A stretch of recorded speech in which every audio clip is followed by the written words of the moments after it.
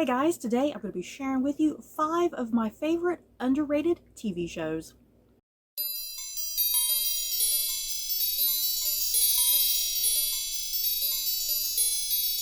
So, what do I mean by an underrated TV show? I guess that's really just up to personal interpretation, really. Just about anything can possibly be underrated in anybody's eyes, quite honestly. So, I guess for me, what I'm considering as something underrated, something that I just don't hear other people talking about that often, whether that is people in my family or my friend group or my coworkers or just random average people, even just on the internet alone. Sometimes, you always there's so many channels on YouTube, especially dedicated to all things like Marvel and Star Wars, so you don't see some television shows and movies being discussed anywhere near as much, and it kind of sucks sometimes because there's other shows that deserve to be analyzed and nitpicked, other than Marvel and Star Wars. So yeah, for me, this is my 5 personal favorite shows that I consider to be underrated. At number 5, The Orville. I love The Orville, yeah, guys. It's kind of one of those shows that you're either going to love it or you hate it. The humor is going to be your cup of tea. Just the episodes are going to be your cup of tea. The Orville is just a very special show, yeah, guys. Initially, this show was supposed to kind of be Seth MacFarlane's take on trying to do a parody of Star Trek, and I think at the end of the day, the Orville kind of went above and beyond in some ways and became its own show, more so than just simply being a parody of Star Trek. If you don't know what the Orville is about, the Orville ran for 3 seasons. It started in 2017, and the 3rd season was recently aired in like the summer of 2022. And there's no word if the Orville has been renewed or canceled, you guys. I really would love to see another season of this show. Yeah, the Orville, like I said, it initially was Seth MacFarlane, who is the creator, and he also stars in the show. Seth MacFarlane kind of was initially sort of going for a kind of a parody of Star Trek in some ways, while still having his own sense of unique storytelling and world building, creatures, people, inhabitants. And yeah, the first 2 seasons were actually the most comedic, the most satirical, if you will. And it wasn't until the 3rd season that it aired on Hulu. The 3rd season actually got a lot more darker, a lot more serious, and yeah, really dealing with some high concept, high heavy issues like gender and race and all sorts of stuff like that, like things that are very contemporary in our modern day society. But yeah, taking them and putting them in like a space sort of thing, which is very much what Star Trek does as well. Star Trek kind of has its comedic episodes and its more serious episodes, and yeah, the majority of the episodes on Star Trek tend to be a commentary for something in our modern day society. And yeah, the Orville pretty much does the exact same thing. So what I'm basically saying is, if you love Star Trek, I think the Orville is going to be right up your alley in terms of enjoyment and really getting some sort of emotional catharsis or something out of it. But yeah, that's just my opinion. And yeah, I definitely consider the Orville to be an underrated show for sure. At number 4, His Dark Materials. If you don't know what His Dark Materials is about, it originally aired 2019, 3 seasons on HBO Max, and this series was based off of the very popular, I guess, children's young adult series, however you want to kind of think about it. His Dark Materials really kind of skews the line between a child and young adult. But it's based off of a series by Philip Pullman, kind of like I guess a sci-fi fantasy series, kind of more fantasy in some ways than sci-fi, but kind of a mix of sci-fi and fantasy, I suppose. It is very difficult to try and describe what His Dark Materials is about. It follows a young girl named Lyra, and she is living in a parallel world that is very much like our own. And she eventually kind of goes on some adventures kind of around the globe, and she finds out there's kind of like this great evil that is amongst their world and whatnot. And I mean, I'm giving you guys a very, very basic plot summary of what this series and franchise is about. But a lot of it does have to do with, like, I guess, not necessarily multiverses in that sense, but like multiple universes, you know, where all the universes are parallel. Like, there's not like doubles of everybody, not multiverses in that sense. Like, there's multiples, like there's a Lyra in this universe, a Lyra in that universe, a Lyra in this universe. Not multiverses in that sense. Multiverses more in the sense of like parallel planes of existence. Because in one of the books and in the show, for instance, a character comes in possession of this really magical, mystical knife, and this knife can cut through universes. And you can like push through the universes and go into different parallel universes and whatnot. It's kind of bizarre, but really great, really brilliant, you guys. I know I'm probably not making too terribly much sense.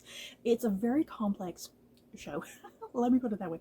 His Dark Materials is very complex. It doesn't treat you like an idiot or anything. It treats you like someone who is willing to listen and to learn and to discover and really kind of pull apart the threads and tie things together. You know, it's very complex and very smart and intelligent. And like I said, it straddles the line between being sort of like a kids series and a young adult series.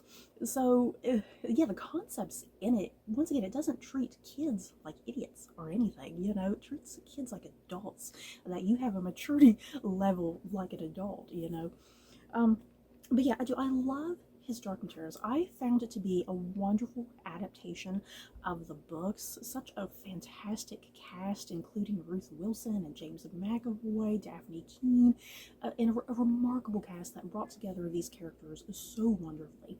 And yeah, I definitely consider His Dark Materials to be an underrated show, because once again, I just never saw anybody talking about this show, and it's a shame, because it's one of those shows that needs to be digested and analyzed and talked about with other people, you know, rather than just going out and reading a random review. You know, it's like you want to talk about it with somebody and kind of get out your emotional feelings and issues and stuff with it, you know. So yeah, His Dark Materials, definitely a great time if you love you a good kind of mesh of sci-fi and fantasy, full of some really terrific, wonderful performances. And yeah, if you love the whole thing, like multi-dimensions and stuff. At number 3, Camp Cretaceous. Yes, this is a animated cartoon series on Netflix, you guys. If you don't know what Camp Cretaceous is about, it is part of the Jurassic World franchise. The Jurassic World franchise being, you know, the spin-off series from Jurassic Park, the ones with Chris Pratt and Bryce Dallas Howard, that chunk of the Jurassic World.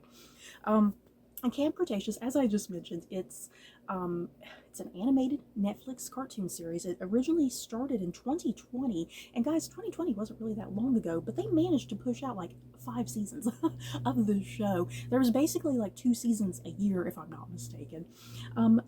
Wow. Don't let the words animated cartoon series throw you off or deter you from watching this show. And don't, let me put it this way too. If you're someone who doesn't particularly really like the Jurassic World franchise that much, like you're like, oh, I'd much rather just prefer, you know, the original Jurassic Park series, even though this is part of the Jurassic World chunk of the franchise, don't let that take you away from enjoying this show, because if anything, I honestly think Camp Cretaceous is far superior than the Jurassic World franchise. Seriously. And that's why I definitely consider Camp Cretaceous an underrated television show, because everybody has seen and heard and discussed the Jurassic World franchise, and yet this cartoon series is part of it, but no one seems to really have heard of it. No one talks about it, which is an absolute shame. And what you need to know about Camp Cretaceous, it follows a group of teens, like about 5 of them. I think there's about 5 of them, I can't quite remember, and they all get like this special invite to go to the newly open Jurassic World Park, as we see, in the Chris Pratt movies and whatnot in that first movie. All these teens get invited. There's a section of Jurassic World where there's this place called Camp Cretaceous, and it's for kids and teenagers to go to, and they get kind of special access to get kind of a bit more up and close and personal with just certain areas of the park and with dinosaurs and whatnot. But of course, if you've seen that original Jurassic World movie, all hell breaks loose. Of course, all hell breaks loose because man is once again trying to play God. It doesn't play out very well. So these teens are in the midst of all this craziness that is going down, alas, and they get stuck at the park. While everybody else is evacuating, they all get left behind through some circumstances and whatnot. And so it's basically all 5 seasons are pretty much these teens' experiences and journey kind of being stuck on the island while everyone else is evacuated, and they're trying to get rescued and stay away from all the hungry dinos and whatnot, and try to survive and live and feed themselves, and yeah, their relationships growing and blossoming and whatnot. I absolutely love Camp Cretaceous. It is a great time. Like I said, don't let the fact that it's part of the Jurassic World franchise, don't let it be part of the fact that this is an animated cartoon series. Don't let that kind of take you away from enjoying this show, because it's seriously great. I'm an adult, as you can see. I am an adult, and I was just thoroughly engaged and hooked with this show. It made me cry, it made me laugh, it made me angry, it really provoked a lot of emotions from me, and I just love these characters, and I was very sad when it ended. So yeah, definitely a underrated show for sure.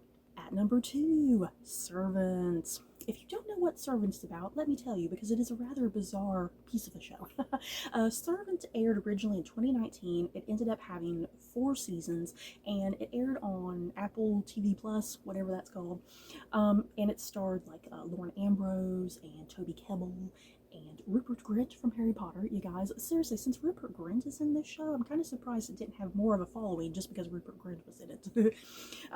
Servant followed a Philadelphia, were they from Philadelphia? Yeah, it followed a Philadelphia couple whose baby has just recently died. And in order for the mother to kind of cope with the loss of this child, because she doesn't really realize the child has died, you guys, she's really in a dark mental place that she's kind of in denial and doesn't really understand and know that her child is dead. So the psychologists think it's a good idea to give this woman a fake baby doll in order for her to possibly cope with the loss of her child and kind of move on and eventually kind of come to terms with that and get out of her denial and whatnot. So there's that part of the plot with this fake baby doll. So the second part of the plot involves this young woman coming in who is going to essentially act as like the baby's nanny, if you will. And this is where all hell breaks loose on this show, because this mysterious young woman enters their life. She's very eccentric and peculiar and weird, and all of a sudden, this baby doll turns into the real dead baby. The baby made alive all of a sudden, you guys. It's creepy, it's bizarre, it's insane. You're left with just question after question after question as you watch all 4 seasons of this show. Who is this young woman coming in as the nanny? Is this the real baby brought back to life? Did this young woman bring the baby back from the dead? The show has a lot to do with religion and good versus evil, personal inner demons, and it gets really dark and heavy, and it has bizarre comedic elements to it. And this is one of those shows that I absolutely love how it's filmed and directed. The acting is really peculiar, the directing is really peculiar, and I've also neglected to mention this as well. This is created by M. Night Shyamalan. He does not really direct this show, but he did create it. He had a hand in creating it and kind of coming up with it, producing it and whatnot. So if you're kind of worried about that element of it, like M. Night Shyamalan might kind of screw this up, like I said, I think he's just primarily kind of creator and producer of the show, and the writing is left up to other people if that concerns you. But yeah, Servant is an insane time, you guys. You're either going to love it or hate it. Kind of just depends on your preferences with television, how much you're willing to kind of suspend your disbelief, I suppose. But yeah, served an absolutely amazing time, a satisfactory conclusion to this show, I think. And at number one, you guys, The Man in the High Castle. If you don't know what The Man in the High Castle is about, it aired originally on Amazon Prime, yes, and it started in 2015 and ended up having 4 seasons total. And the gist of The Man in the High Castle, which is based off of the sci-fi classic by Philip K. Dick of the same name, what you essentially kind of get from this show, it's a whole what if scenario. What if the Allied powers?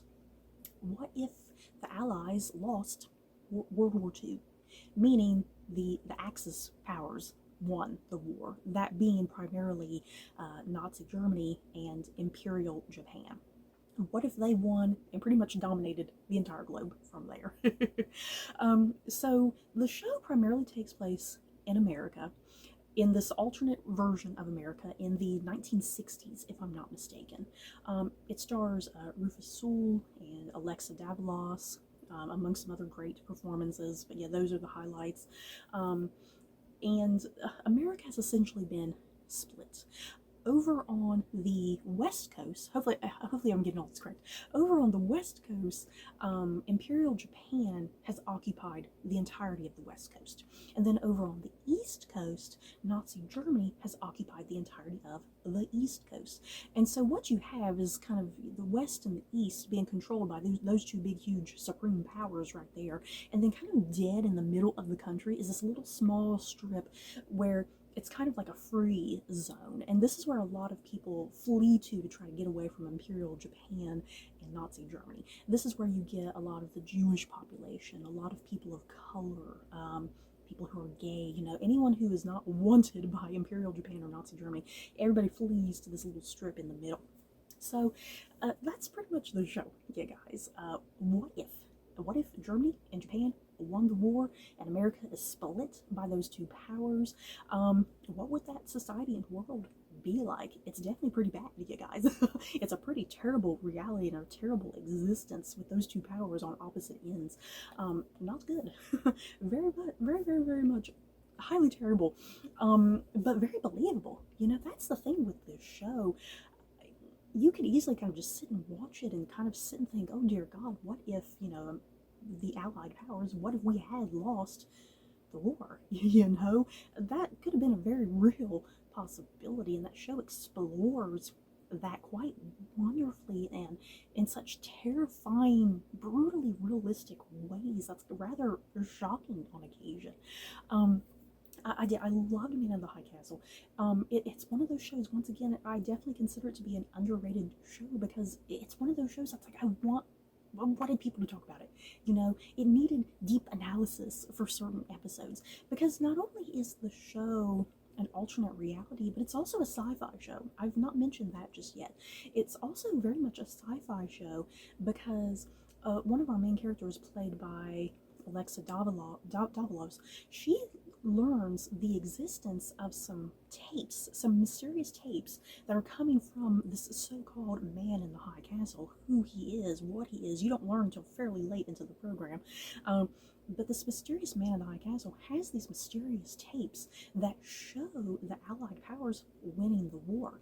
So you definitely get this whole sci-fi take with the show that kind of goes into multiverses and parallel universes, where we won, where we lost, where other horrible things went down, or maybe other routes, It kind of goes off into that and branches out. And even though the show is a sci-fi show at the end of the day, there's still something that's just really down to earth and very grounded in reality that you often very much forget about the sci-fi aspects of the show until it's kind of brought up and it's like, oh yeah. And I kind of like that, it didn't ever entirely focus too much on the sci-fi and make it overwhelming and confusing, except for maybe the last episode. The very last episode of this show, you guys, is perhaps the most confusing, and it's like, what did I just watch? But other than that, everything else is just spot on, terrific. The performances are absolutely stunning and amazing. The storytelling is engaging, and just emotional, shocking, and brutally honest and brutally raw, and I appreciated that about this show. And I just wish more people would have watched this show and consumed it and talked about it because it deserved to be talked about. So you guys, that is it for my top 5 shows that I consider to be underrated. In the comments below, what shows do you guys watch? Do you consider to be something that's underrated, that you wish more people would talk about and get into, so you can, let out all your nerdy feels and nerdy goodness about said show? Because I am someone who loves television. I love talking about it, and so when I have a hard time accessing like other people to find and talk about it with me, it kind of drives me nuts and insane, because I love to talk about television, if you can't tell. So you guys, that is it for this video. Don't forget to like, comment, and subscribe, and if you like this video, you may like these other videos. Bye guys.